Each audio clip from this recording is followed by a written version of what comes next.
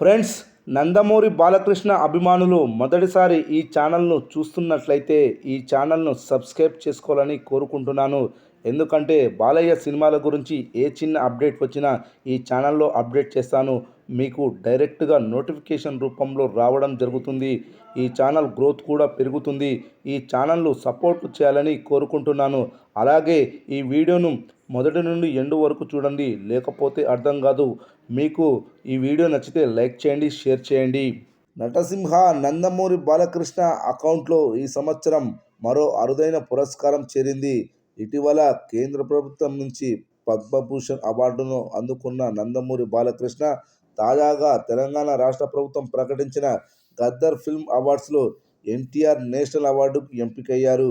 ఈ విషయం తెలిసిన బాలయ్యతో పాటు ఆయన అభిమానులు కూడా ఎంతో సంతోషాన్ని వ్యక్తం చేస్తున్నారు. నిజంగా ఇది నందమూరి నామ సంవత్సరంగా చెప్పుకోవచ్చు.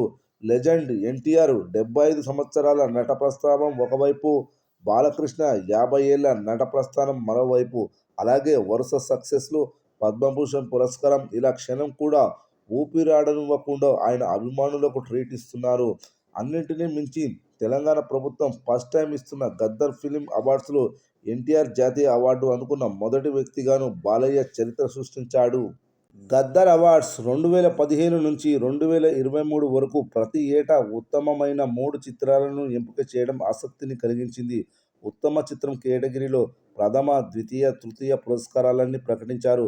ఈసారి ప్రకటించిన పురస్కారాల్లో నరసింహ నందమూరి బాలకృష్ణకు ఎన్టీఆర్ జాతీయ అవార్డు ప్రకటించడమే గాక ఆయన నటించిన 2 సినిమాలకు ఫ్యాన్స్ని ఎగ్జైట్ చేసేలా ప్రతిష్టాత్మక పురస్కారాలను తెలంగాణ ప్రభుత్వం అందజేసింది. గద్దర్ అవార్డులో 2021 సంవత్సరానికి గాను అఖండకు 2వ ఉత్తమ సినిమాగా పురస్కారం దక్కగా, 2023లో 3వ ఉత్తమ చిత్రంగా ఎన్బీకే భగవంత్ కేసరి పురస్కారాలన్నీ దక్కించుకున్నాయి. ఇక ఎన్టీఆర్ జాతీయ అవార్డు తనకు దక్కడంపై బాలయ్య మాట్లాడుతూ, నాన్నగారు ఆశీస్సులు తనకు ఉన్నాయని అన్నారు. తెలంగాణ ప్రభుత్వం తనకు ఈ అవార్డును ప్రకటించినందుకు ముఖ్యమంత్రి రేవంత్ రెడ్డికి ధన్యవాదాలు కూడా తెలిపాడు.